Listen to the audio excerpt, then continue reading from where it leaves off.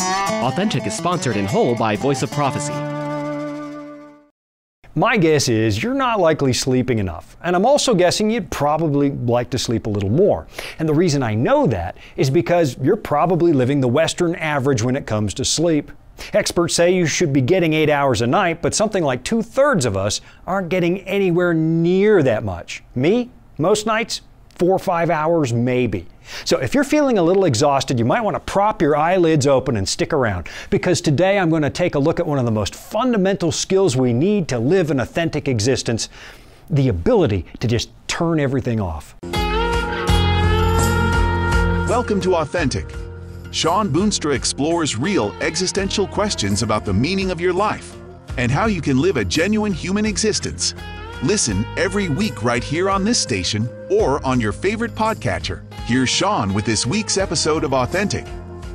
I don't know how the average night goes for you, but let me tell you how it happens for me. The older I get, the earlier I want to go to bed. And years ago, I used to make fun of my grandparents because they like to have a cup of cocoa at about 8:30, and by 9 o'clock, lights out. Now, 40 years ago, that seemed to me like such an old person thing to do. Now, however, in my 6th decade of life, 8:30, well, that's starting to look pretty good. So if I'm not out traveling, if I'm not speaking somewhere, that's exactly what I do. 8:30, bedtime.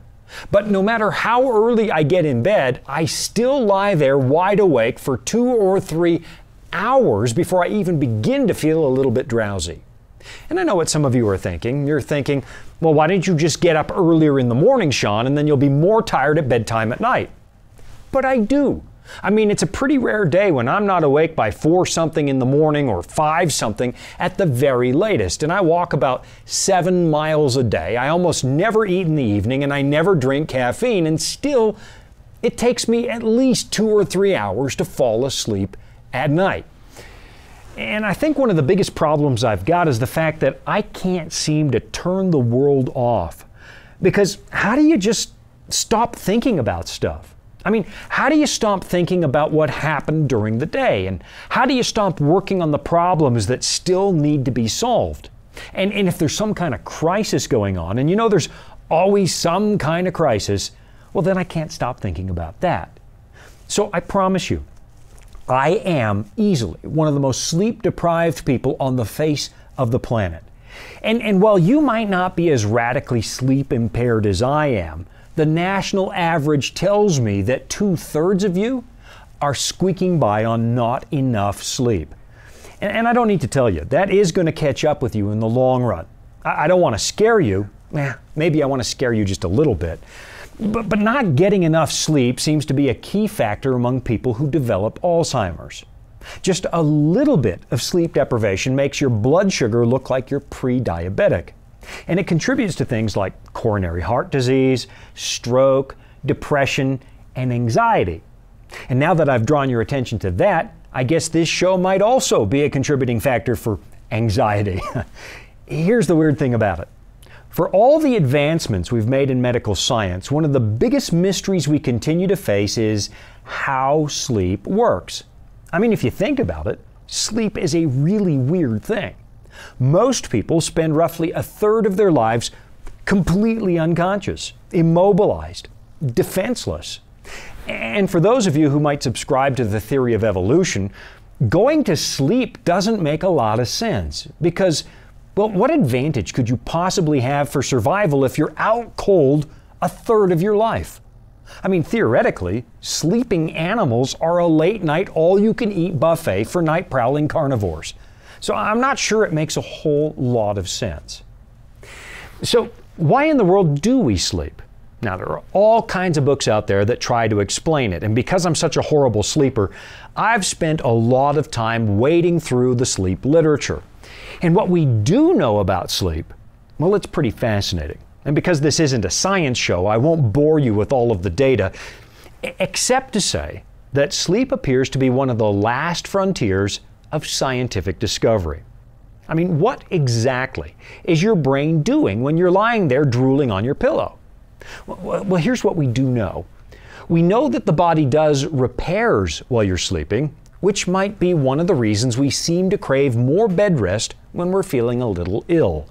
And we know that your brain isn't completely inactive when you're sleeping because, well, you spend a good chunk of the night dreaming, which appears to be the brain's way of cleaning up your hard drive. It takes new memories from the day you just experienced, and it finds a place to store them in your long-term memory. And then it works on cleaning up the neural connections that you no longer need. So you might think of it as defragging your hard drive. And the stuff you can learn from dreaming?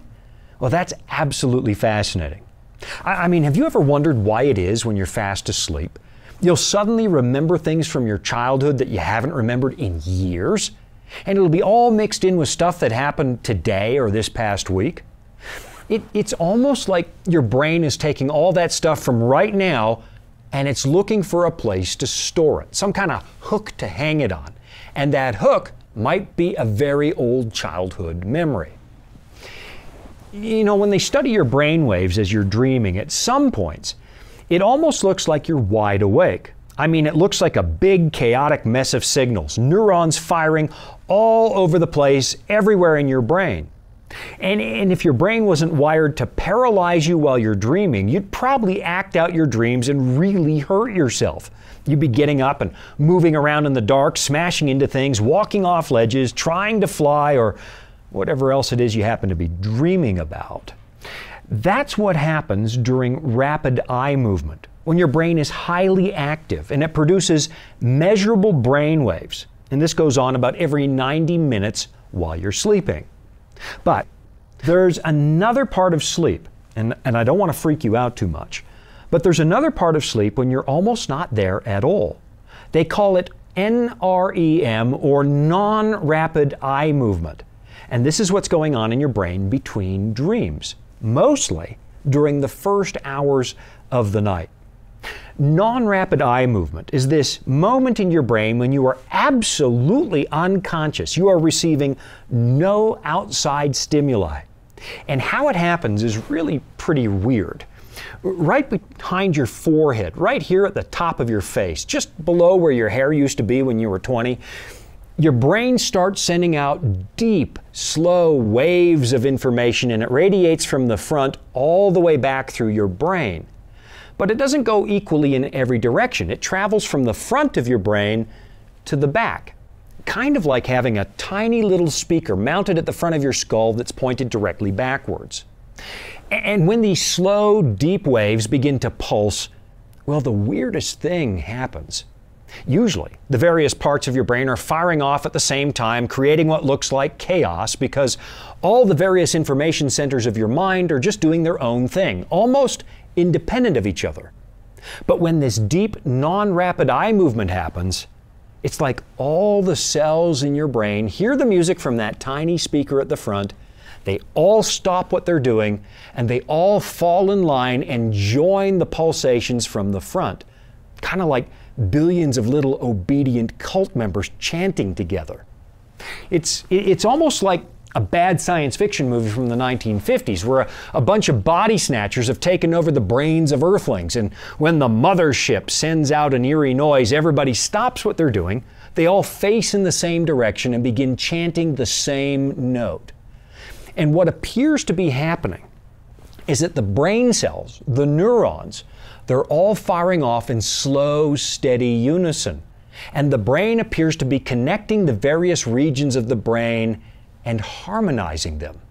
And from what I understand, this is when you're actually storing your memories and cleaning them up. All the parts of the brain start talking to each other and cooperating. And then when that's finished, you start dreaming again. So, from what I can tell, sleep is pretty important for your mental well-being. And maybe this is why we have so much trouble focusing, connecting the dots when we're sleep deprived. And maybe it's why we have trouble performing delicate tasks or giving a speech or forming coherent sentences when we haven't slept in days. The brain just hasn't had a chance to clean itself up. But then, suddenly you get a good night's sleep. And now you're on top of the world and you can remember things and you have an easier time just living. Now, I've got to take a quick break, so go and do what you need to do. Maybe take a quick nap for your brain's sake, and I'll be right back. Life can throw a lot at us. Sometimes we don't have all the answers. But that's where the Bible comes in. It's our guide to a more fulfilling life. Here at the Voice of Prophecy, we've created the Discover Bible Guides to be your guide to the Bible. They're designed to be simple, easy to use, and provide answers to many of life's toughest questions. And they're absolutely free. Sign up at BibleStudies.com today and start your journey of discovery. This is Authentic with Shawn Boonstra and the Voice of Prophecy.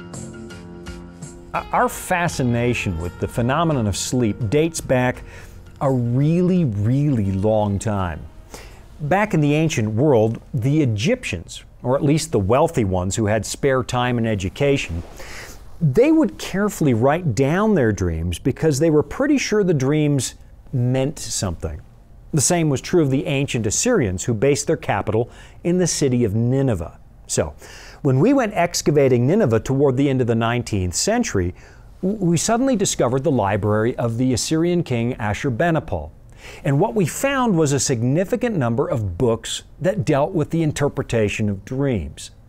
And what really surprised us in those books is the fact that those ancient writings said the very same things as those dream interpretation books you can find in the New Age section of a bookstore today. Because it seems while the original writings were buried in the rubble of Nineveh, there were other copies made that made their way all over the world. And medieval Europeans had those ancient ideas and they stole them. And today our books about dream interpretation are based on that European plagiarism of very ancient ideas. But I'm getting off subject a little bit.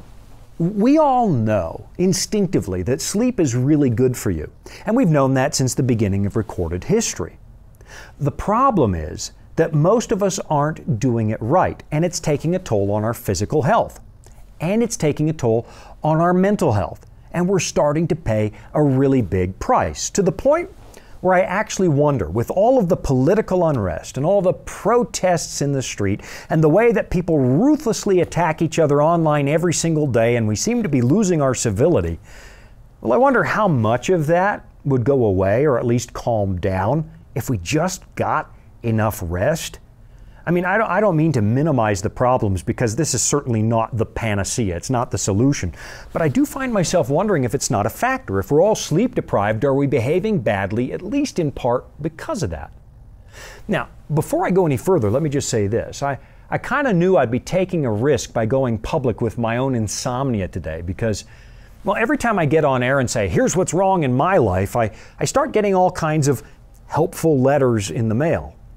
And I know people mean well, you know, they want to help me solve the problem, but honestly, I don't want the letters. I don't need any solutions because believe me, I live a very happy existence and I've already explored every known alternative for getting a better night's sleep. All of them. I've been to sleep labs, I've tried supplements, cold showers before bed. I've done everything that has ever been tried. And there's one thing I've discovered that does work better than anything else. And even though I'm far from conquering the problem of sleeplessness completely, there's something I have found that has made life, well, a whole lot better. Something that was written thousands of years ago. It's found in the book of Psalms. And maybe I'll just take a minute and read some of this to you. If you happen to have a Bible at your house, maybe go and get it so that you can follow along. I mean, I'm going to put the verses here on the screen for you, but it's always good to see it for yourself in the pages of your own Bible. So here we go now, Psalm chapter 4. Now the language here might be a little bit archaic, and the author may have lived like 3,000 years ago, but I want you to notice that not a whole lot has changed in 3,000 years. So we're going to parse this pretty carefully and spend a bit of time wading through what I think is some really good information. This psalm, Psalm 4, was written by a guy who couldn't sleep. And the reason he couldn't sleep was because, well, he had problems. So even if you don't find all the answers you're looking for right now, you can still take heart that many other people have lived through this. And I think you'll find that what this guy says is a pretty good starting point for finding a little more peace of mind. So here we go now, Psalm 4, starting in verse 1. He writes, "Hear me when I call, O God of my righteousness. You have relieved me in my distress. Have mercy on me and hear my prayer." Now, I don't know what kind of problems you're dealing with, and I have no idea if you're a religious person or not. But I'm guessing that at some point, you have cried out to God in the quiet hours of the night. Now, maybe you don't believe there is a God or even like the idea of God, but I'm telling you, the odds are at some point at 2 in the morning, you have knocked on His door when you're at the end of your rope. So here's what's going on with this passage. You've got a guy who did everything right. He lives a righteous life. He's a good man, and he tries hard, but his life is still full of problems. This is why he refers to the Creator as the God of my righteousness.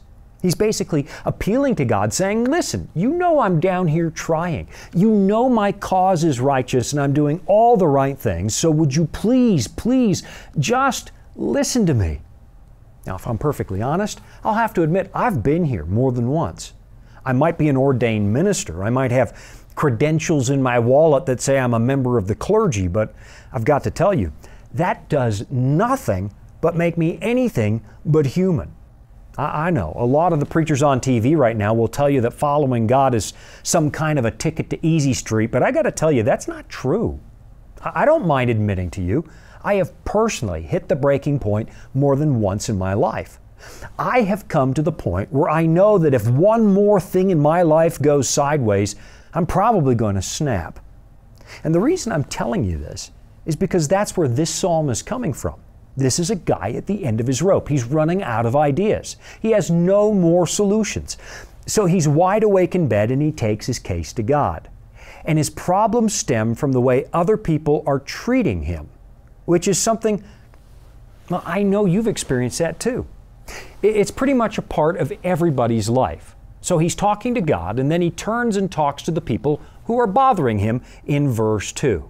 How long, he says to them, O you sons of men, will you turn my glory to shame? How long will you love worthlessness and seek falsehood? But know that the Lord has set apart for Himself him who is godly. The Lord will hear when I call to Him. So he's looking at the people who live around him, the people who are doing life, well, wrong. And he's contemplating the difference. Those people are dishonest. They're wasting their lives doing ungodly things, but on the outside, their lives seem like it's going pretty good. And it's tempting to want to be those other people because it looks like their life is easier. But then the psalmist reminds himself that because he has chosen the righteous life, because he wants to live in harmony with Almighty God, he's actually got the ear of the Creator of the universe. In the quiet hours of the night, when he seems to be alone with his problems, he suddenly remembers that God actually hears him. And in light of that, he comes up with some really good advice. And this, personally, is where I've found a few keys to solving my own anxious sleeplessness. I mean, listen to this. In verse 4, it says, "Be angry and do not sin." Now, in the original language, it's more like, "Be agitated and do not sin." "Meditate within your heart on your bed and be still." So the first thing he does is acknowledge that he's agitated. And instead of wallowing in that emotion, he gives himself permission to step aside and think about it. And what that does is let you step outside of yourself and get a new perspective on the problem. You put aside the deeply personal nature of your problems for just a few minutes and you start to look at them rationally. Almost like they're someone else's problems and you're helping them think it through. And I don't know if you've ever noticed this, but somebody else's problems, they don't make you anywhere near as anxious as your own. And you can gain a far better degree of objectivity. So, the first key is to take your problems and pretend that you're helping somebody else. Now, I've got to take another quick break, and I'll be right back with a few more keys to help you with your problems. Here at the Voice of Prophecy, we're committed to creating top quality programming for the whole family, like our audio adventure series, Discovery Mountain. Discovery Mountain is a Bible-based program for kids of all ages. Your whole family will enjoy the faith-building stories from this small mountain summer camp and town. With 24 seasonal episodes every year and fresh content every week, there's always a new adventure just on the horizon. Check it out today at discoverymountain.com. This is Authentic with Shawn Boonstra and the Voice of Prophecy. Okay, we're in Psalm chapter 4 where the author gives himself permission to just be agitated.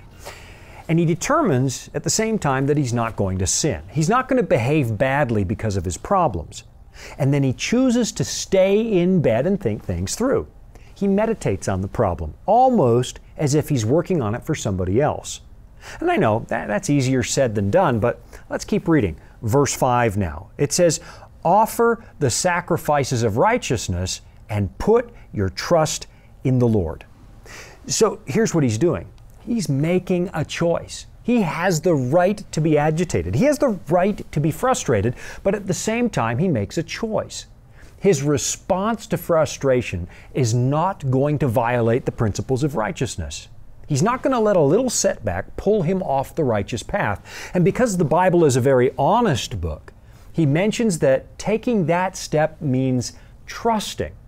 I mean, when you're dealing with panicky thoughts in the middle of the night, it's tempting to take the easy way out. It's tempting to just do the wrong thing, to get the problem off your plate. But no matter how bad things get, you still have a choice, even when you don't feel like you do. Because no matter what you're facing, you can still consciously choose to trust that God will handle it. So, on a personal note, here's what I do. I keep a notepad or an iPad right beside my bed. And when those middle of the night anxieties begin to torture me, I simply write them down. And what I'm doing is taking the position that I am God's child. So these are really God's problems. And then we discuss those problems together. Let's say the roof on my house is leaking. So I say, "Lord, this is your house, not mine. And you know I don't have the money to fix this problem, but you have all the resources in the world, so I'm going to leave it with you, and I will be your property manager." So what I'm doing is working on the problem like I'm helping somebody else. And now it no longer looks like the massive threat that it used to be. And when you take that position, you'd be surprised how often a solution suddenly shows up because you got out of the way and you let God take over. Now, my instinct is to get up at 2 in the morning and implement the solution right away. But that's not rational thinking. So I take the pad and I write it down. And just the act of writing out a potential solution or even several potential solutions, well, that releases my mind from worry. Because when I get up the next morning, I'm still going to remember the discussion I had with God. Let's continue now in verse 6. It says, "There are many who say, 'Who will show us any good? Lord, lift up the light of your countenance upon us.'" Now, we should probably come back to that statement in another episode on another day because this is particularly true of the world we live in right now. People are actually giving up hope that the world has good and honest people anymore. Because no matter who we elect or who we trust, we just get disappointed again and again and again. But I'll save that for another day. And what I want you to notice for now is that one solution to anxiety and sleeplessness is a determination that you could be a light for other people. You could become the solution for somebody else's anxiety. Because I promise you, you're not the only one who tosses and turns and wonders if God is still out there. So when God shines His light on you, you need to become determined to shine it on somebody else and become a solution for their sleeplessness. And imagine the world we'd live in if more of us did that. Okay, verse 7, because we are going to run out of time. That happens to me every week. Verse 7, "You have put gladness in my heart, more than in the season that their grain and wine increased." Now, don't you want you to miss this because the psalmist, what he just did was choose to accept the gladness or joy that comes from knowing that God hears you. And he says that knowing that is worth more than having all the wealth in the world. Other people appear to have a problem-free existence, but the psalmist has something better than a problem-free existence. He has God. I mean, you and I both know that money doesn't really solve problems anyway. Being richer only means having bigger headaches. And trust me, wealthy people lie awake at night too. And a massive bank account can disappear with one financial crisis. It can all go in a single day. But knowing the Creator, knowing there's a God that listens to you, nobody can take that from you. And it's worth more than anything else in the world. Okay, one last break, and then the big finish. Dragons, beasts, cryptic statues. If you've ever read Daniel or Revelation and come away scratching your head, you're not alone. Voice of Prophecy's free Focus on Prophecy guides are designed to help you unlock the prophetic mysteries of the Bible and deepen your understanding of God's plan for you and the world around you. You can study online or request them by mail. Visit BibleStudies.com and start bringing prophecy into focus today. Welcome back. It's Authentic with Shawn Boonstra and the Voice of Prophecy. Okay, we're back and we're reading from Psalm 4, and it's time for the big finish now in verse 8. It says, I will both lie down in peace and sleep. For you alone, O Lord, make me dwell in safety. Now here's what I want you to take away from this, and it's profoundly simple. You have a choice. You can choose to lie down in peace. You can choose to sleep, because now you understand that you're just a manager, a groundskeeper, a person who handles the business affairs of an almighty and all-powerful God. So if your life belongs to Him, that means, well, your problems belong to Him too. And He's got the means to solve them. Now, I wish I could tell you I was doing this perfectly. I'm not. This is something I'm still working on myself, but just reading this passage and asking for the peace of knowing that God heard me, and then choosing consciously to believe that God really did hear my plea at 2 in the morning, well, I got to tell you, it's starting to work. This is something that you've got to practice, and you do have to keep making decisions every single day. But every single day, it gets just a little bit better. And yeah, I still have lots of sleepless nights. But I'll tell you this much. It's a really good thing to understand that you are not alone at 2 in the morning, and there really is someone out there listening. And it all begins with the choice to believe, and then a daily choice to keep believing. I'm Shawn Boonstra. You've been watching Authentic. You've been listening to Authentic, sponsored by Voice of Prophecy. Remember, you can listen every week right here at the same time. And thank you. Authentic is funded by listeners just like you. You can support at voiceofprophecy.com. That's also where you can find all the episodes you missed, or where you can listen again. That's voiceofprophecy.com.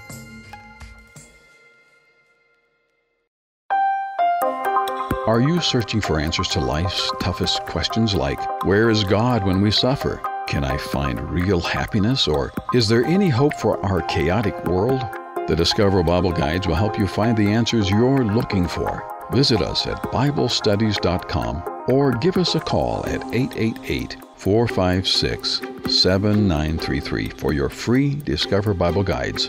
Study online on our secure website or have the free guides mailed right to your home. There is never a cost or obligation. The Discover Bible Guides are our free gift to you. Find answers in guides like, Does my life really matter to God? And A Second Chance at Life. You'll find answers to the things that matter most to you in each of the 26 Discover Bible Guides. Visit BibleStudies.com and begin your journey today to discover answers to life's deepest questions.